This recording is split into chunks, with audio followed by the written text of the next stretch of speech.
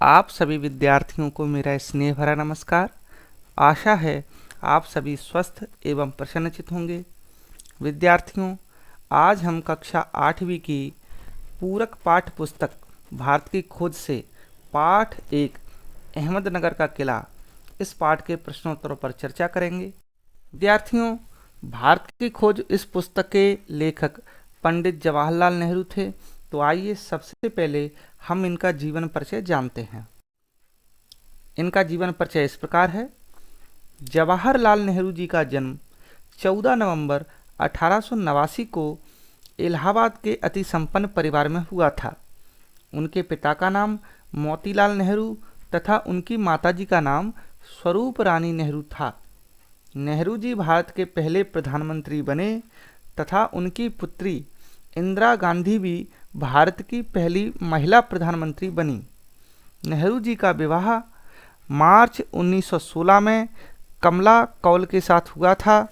नेहरू जी बच्चों से अधिक प्रेम करते थे, इसलिए उन्हें चाचा नेहरू के संबोधन से भी पुकारा जाता था।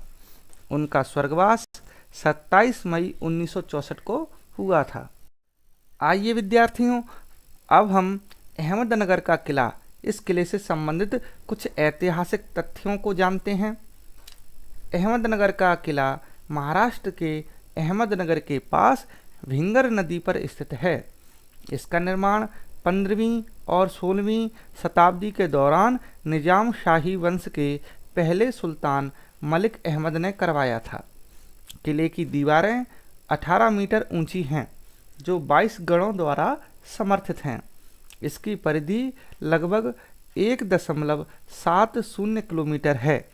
इसे ब्रिटिश राज के दौरान जेल के रूप में इस्तेमाल किया गया था और यहीं पर जवाहरलाल नेहरू, अबुल कलाम आज़ाद, सरदार पटेल और भारतीय राष्ट्रीय कांग्रेस के 9 अन्य सदस्यों को लगभग 3 वर्षों तक हिरासत में रखा गया था। यहीं पर जवाहरलाल नेहरू ने अपनी प्रसिद्ध पुस्तक द डिस्कवरी ऑफ इंडिया, जिसे भारत की खोज भी कहते हैं, यह पुस्तक लिखी थी, जिसमें भारतवर्ष का ऐतिहासिक वर्णन है। वर्तमान में यह किला भारतीय सेना के बख्तरबंद कोर के प्रशासन के अधीन है।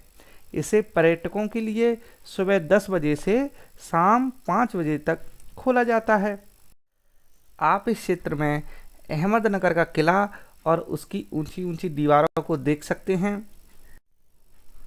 इस चित्र में आप देख सकते हैं पंडित जवाहरलाल नेहरू जेल की बैरक के बाहर खड़े हुए हैं।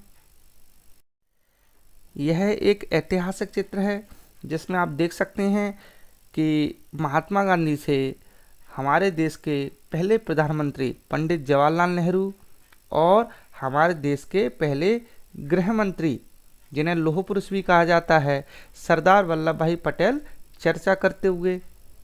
विद्यार्थियों, अब हम पाठ 1 अहमदनगर का किला, इसके प्रश्नोत्तरों पर चर्चा करते हैं। पहला प्रश्न, नेहरू जी ने कुदाल छोड़कर कलम क्यों उठा ली? उत्तर इस प्रकार रहेगा। नेहरू जी को बागवानी करने का काफ़ी शौक था। अहमदनगर के किले की मिट्टी काफ़ी पथरीली थी तथा ये बागवानी करने के लायक नहीं थी। एक बार किले की खुदाई के दौरान प्राचीन भारत के अवशेष मिले। इन्हें देखकर नेहरू जी को प्राचीन भारत के बारे में जानने की तीव्र इच्छा जागृत हुई, अतः उन्होंने कुदाल छोड़कर कलम उठा ली। विद्यार्थियों, जैसा कि आपको पता है, कुदाल एक औजार होता है जिससे मिट्टी खोदी जाती है, गड्ढा किया जाता है, और कलम उठाने का अर्थ यहाँ पर लेखन से है। मतलब नेहरू जी लेखन की ओर बढ़ने लगे। उन्होंने कुदाल को छोड़ दिया अर्थात बागवानी करना छोड़ दिया और कलम उठा ली अर्थात लेखन करने लगे, और जो अवशेष मिलते थे उनके बारे में प्राचीन जानकारी लिखते थे, जिसके कारण आज हम ये भारत खोज पुस्तक के माध्यम से अपने प्राचीन भारत के बारे में जानकारी प्राप्त कर पा रहे हैं। प्रश्न क्रमांक 2, नेहरू जी का स्थायी सहचर कौन था? वह उन्हें क्या याद दिलाता था? सहचर का अर्थ होता है मित्र या साथी। उत्तर इस प्रकार रहेगा। नेहरू जी का स्थायी सहचर चांद था। जब वे अपनी 9वीं जेल यात्रा के दौरान अहमदनगर की जेल में पहुंचे तो अंधियारे आकाश में झिलमिलाते दूज के चांद ने उनका स्वागत किया। शुक्ल पक्ष शुरू हो चुका था। तब से हर बार जब नया चांद उगता था तो वह उन्हें कारावास में 1 महीना पूरा होने का बोध कराता था। अतः जेल यात्रा के दौरान चांद उनका स्थायी सहचर बन गया था, क्योंकि वह उन्हें इस बात की याद दिलाता था कि अंधेरे के बाद उजाला होता है। अगला प्रश्न, अहमदनगर के किले की मिट्टी को लेखक ने उपजाऊ कैसे बनाया? लेखक का अर्थात यहाँ पर पंडित जवाहरलाल नेहरू से है। उत्तर इस प्रकार रहेगा। जवाहरलाल नेहरू जी को बागवानी करने का बहुत शौक था, अतः उन्होंने अहमदनगर की जेल में भी बागवानी करना शुरू कर दिया था।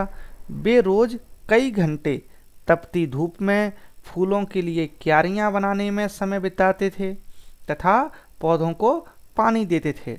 वहाँ की मिट्टी बहुत पथरीली थी, जिसे वे खाद पानी देते रहते थे। उन्होंने अपने शारीरिक परिश्रम और सूझबूझ से किले की मिट्टी को उपजाऊ बनाया। तो विद्यार्थियों, हमने अपने इस वीडियो में पाठ 1 अहमदनगर का किला इस पाठ के प्रश्नोत्तरों पर चर्चा की।